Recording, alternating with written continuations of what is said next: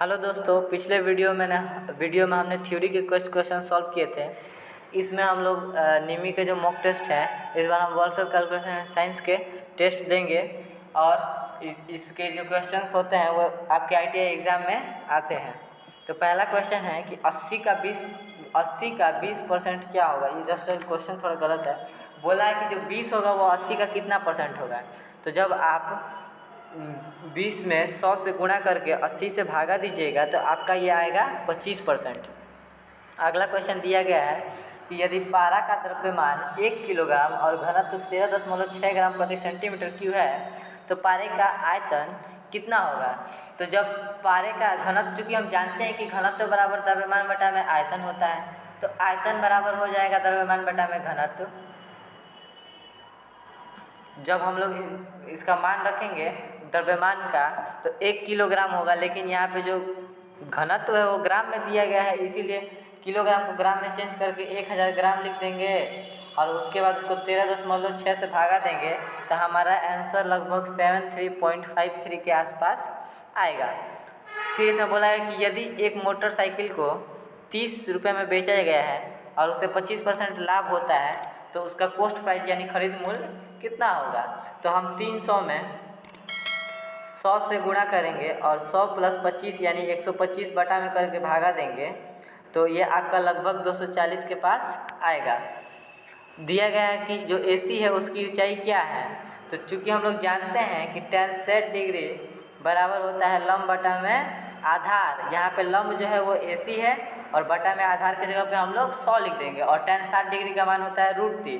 तो जब हम √3 का मान और 100 से गुणा करेंगे तो ये आ जाएगा 173.2 मीटर।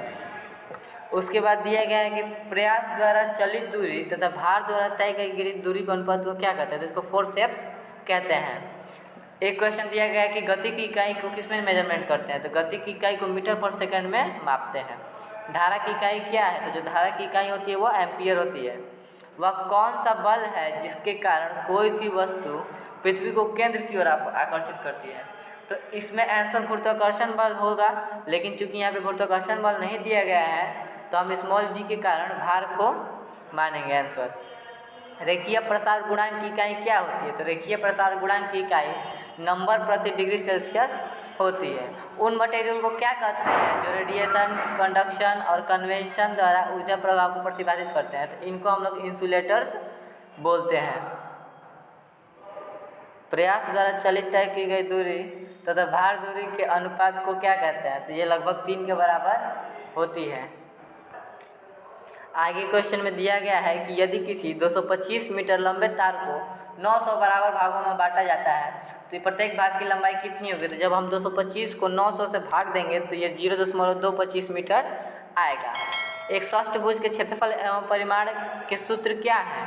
तो चूंकि ये षष्ठभुज है ना तो आगे हमें 6 से गुणा करना पड़ेगा। सो इसका आंसर हो जाएगा 6 गुणे √3/4 a² यूनिट स्क्वायर।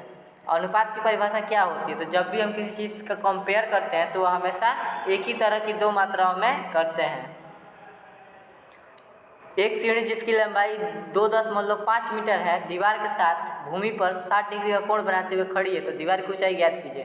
तो जब यहाँ पे हम साइन 60 डिग्री का मान रखेंगे और इसको साइन 60 डिग्री का मान, चूँकि हम लोग जानते हैं कि साइन थीटा बराबर क्या होता है। साइन थीटा बराबर होता है लंब बटा में कर्ण, और यहाँ पे लंब का मान दिया है x और कर्ण का मान दिया है 2.5 और साइन 60 डिग्री का मान √3/2 हो जाएगा। जब इस इक्वेशन को सॉल्व करेंगे तो लगभग 4.33 इसका आंसर आएगा। प्रयास द्वारा तय की गई दूरी में भार द्वारा तय की गई दूरी में क्या अनुपात होता है। तो ये जो अनुपात होता है वो 3 के बराबर होता है। कभी कभी इसका आंसर 3 भी देता है और कभी कभी इसका आंसर 4 भी देता है। दशमलव संख्या 550 .37 का वर्गमूल क्या है। जब आप इसका वर्गमूल निकालिएगा तो ये 23 के आसपास आएगा, लेकिन आप ऑप्शन देख के भी इसको सॉल्व कर सकते हैं क्योंकि 23 का स्क्वायर 526 होता है और 22 का स्क्वायर 484 होता है। तो चूँकि 23 का स्क्वायर तो सिर्फ 526 ही होता है, लेकिन दी गई संख्या 526 से भी ज़्यादा है, इसीलिए हम इसमें यहाँ पे 23 आंसर कर सकते हैं क्योंकि 22 तो कभी होगा ही नहीं।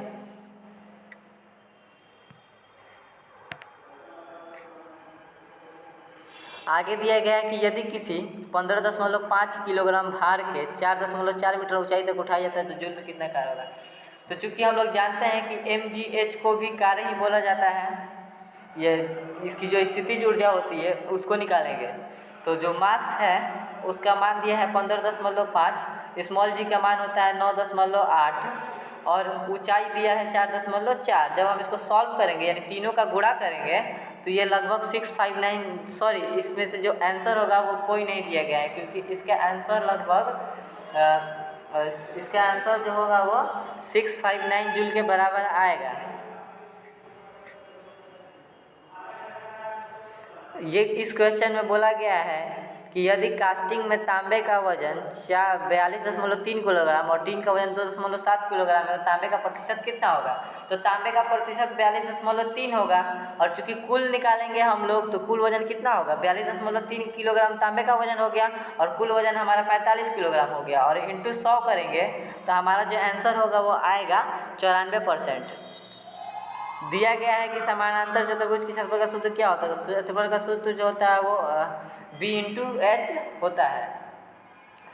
मैट्रिक सिस्टम में 1 हॉर्स पावर की समतुल्य इकाई क्या है, तो ये 745 होगा, लेकिन यहाँ पे 4 मिस प्रिंट है इसीलिए हम 75 आंसर लगाएंगे। एक इकाई समय में किया गया कार्य को क्या बोलते हैं, तो उसको शक्ति बोलते हैं, वाट। उस धातु का क्या नाम है जिसमें लोहा नहीं होता है, तो उसको नॉन फोरस यानी अलौह धातुएं बोलते हैं। व्हाट इज द वोल्टेज, यानी इसमें वोल्टेज कितना होगा, तो चूँकि हम जानते हैं कि V is equal to I into R होगा, जब हम I और R का गुणा करेंगे तो ये 110 वोल्ट इसका आंसर आएगा। आज का लास्ट क्वेश्चन कि सर्किट को अगर सीरीज कनेक्शन कर रहे हैं तो इसमें क्या समान होता है, तो इसमें जो धारा होती है वो समान होती है लेकिन वोल्टेज होती है वो असमान होती है।